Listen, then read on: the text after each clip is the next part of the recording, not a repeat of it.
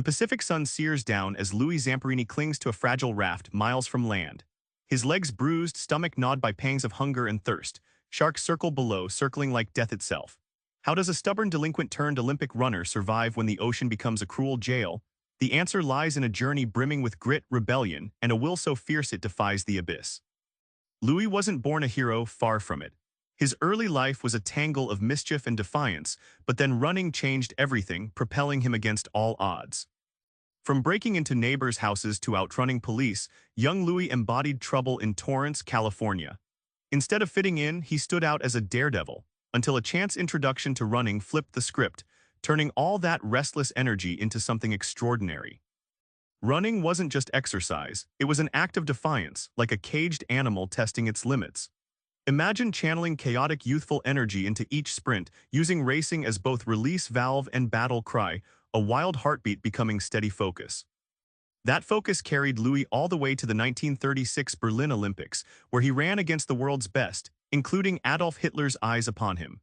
The boy who once ran from trouble now ran toward a dream larger than himself, showing how defiance, when focused, shapes destiny. Then war hits. Louis is no longer just a runner, he becomes an airman, facing a nightmare that tests every ounce of his endurance and cunning. On May 27, 1943, Louis B-24 Liberator bomber goes down over the Pacific. At 27 years old, he's trapped with two others on a life raft, surrounded by nothing but endless blue and the constant threat of death. Their position? Somewhere dozens of miles from the nearest island.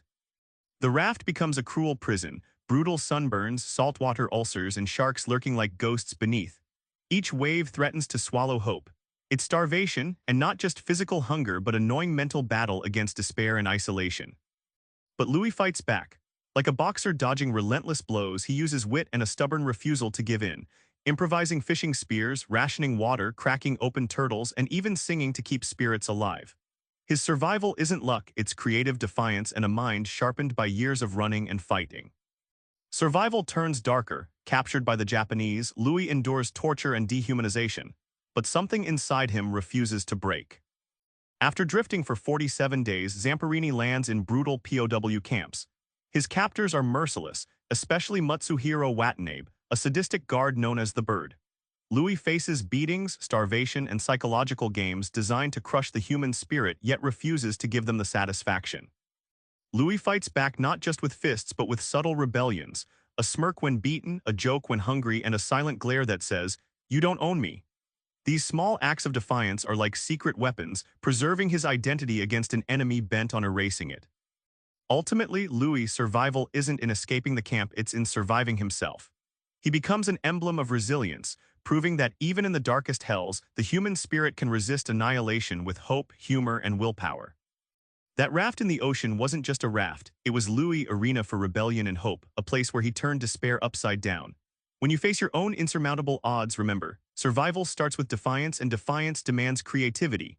Try this. Next time pressure mounts, find one small act of rebellion, something that reminds you still control your story. Subscribe for more book summaries like this one.